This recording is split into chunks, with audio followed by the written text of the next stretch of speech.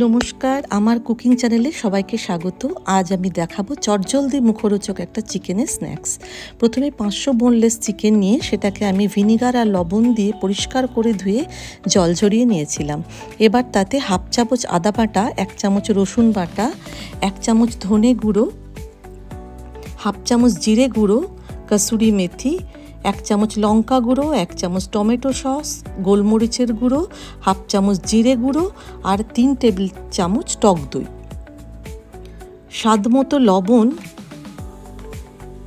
আর টক দইটাকে balance করার জন্য সামান্য চিনি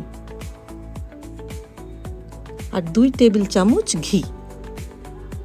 সব উপকরণকে চিকেনের সঙ্গে খুব ভালো করে মিশিয়ে 2 থেকে 3 ঘন্টা নর্মাল ফ্রিজে রেখে ম্যারিনেট করে রেখে দিতে হবে। যদি হাতে সময় থাকে ওভারনাইট রাখলে আরও ভালো হয়। এবারে একটা ফ্রাই প্যান গ্যাসের মধ্যে চাপিয়ে কোনো রকম তেল বা ঘি না দিয়ে পুরো ম্যারিনেট চিকেনটাকে দিয়ে দিতে হবে। ঢাকনা বন্ধ করে দেওয়ার পর যতক্ষণ না জল বেরোচ্ছে চিকেনের জলটাই, ততক্ষণ পর্যন্ত গ্যাস ঢাকা দিয়ে রাখতে হবে কম আছে 10 থেকে 15 মিনিট। অন্যদিকে একটা চারকোলকে ভালো করে গরম করে নিয়ে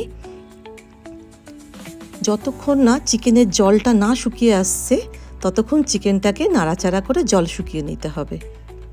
তারপর ওই চারকোলটাকে একটা বাটিতে রেখে সামান্য ঘি দিয়ে চিকেনের মধ্যে রেখে দিয়ে ঢাকা দিয়ে দিতে হবে।